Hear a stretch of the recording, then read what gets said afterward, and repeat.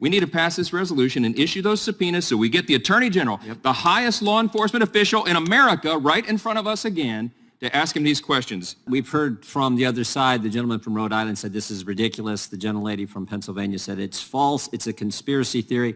Well, if all that's true, why have 17 states left the National School Board Association? Exactly. If all that's true, why did the National School Board Association apologize for the letter that was the catalyst for all of this? I think that's a pretty obvious question that a lot of people would kind of want to know the answer to. And if Mr. Garland says they're not doing it, why is the National Security Division? These are the questions we need to ask, but unfortunately the Democrats won't let it happen. I yield back to the gentleman. Appreciate his. I thank the ranking member. Yield to the gentleman from Florida. I would just say it's quite rich to hear the folks that brought you the Russia hoax talk about conspiracy theories. Maybe in a few years, Mr. Swalwell will want to bring up the Russia hoax as a cold case. I yield back. Wow. Yield back. Gentleman. Just astounded. Strike the last word. I'm astounded by what we're hearing from the other side of the aisle. Why are the American people so concerned about this? Why is this such a crisis that we cannot let go? Because the Department of Justice, under the leadership of President Biden and Attorney General Merrick Garland, appears to be more motivated by politics than by pressing law enforcement needs. That is a fact that the American people can see with their own eyes, and it doesn't matter how much gloss you try to put on it. That's the issue that is before us. This is the House Judiciary Committee. This is our jurisdiction. We are supposed to be giving oversight of this. Now, you just think of some of the actions that the Federal Department of Justice has done this year. They sued Texas for its pro-life law. They sued Georgia for its election integrity law. Oh, they sued Texas again, this time over the redistricting plan. They're aiming federal law enforcement power at parents protesting their local school boards. Yes, Virginia, that's happening. They're pushing to pay illegal immigrants for President Trump's decision to enforce our immigration laws. At this point, it's entirely fair to ask whether there's any state or local or, let's say, matter of personal conscience that the president and his cabinet won't insert themselves into. That's the problem, my friends. Of course, the backdrop to all this is there's so many crises that continue to go unaddressed. Our southern border remains overwhelmed by illegal immigration. It is a crisis they won't even acknowledge, much less address. The federal and private property is being vandalized nightly. U.S. senators are being harassed in restrooms at their private homes. This thing is out of control. And millions of Americans are rightly concerned that instead of addressing all these pressing needs facing the country, this is the DOJ's job. What are they doing instead? Well, they're using the DOJ as a tool to advance far-left policies. They're attacking Republican-led actions, state actions. They're further eroding the free will of the American people.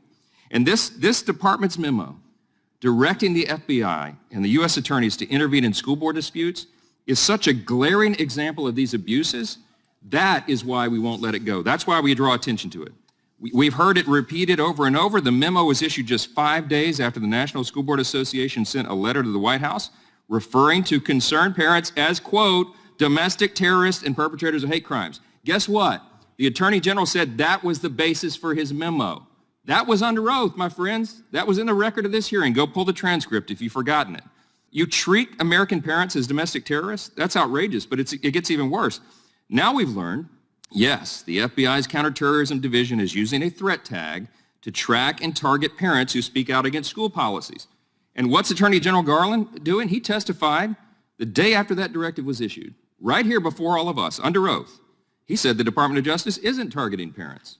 We've heard his quote so many times. Did he mislead us? Or did he actually not know what the two largest divisions of the Department of Justice are doing about one of the highest profile issues in America today? There's only two possibilities. He's either dishonest or he's incompetent. And either of those scenarios should alarm the American people. The Attorney General must go on record to clear this up, and we will not stop demanding that happens.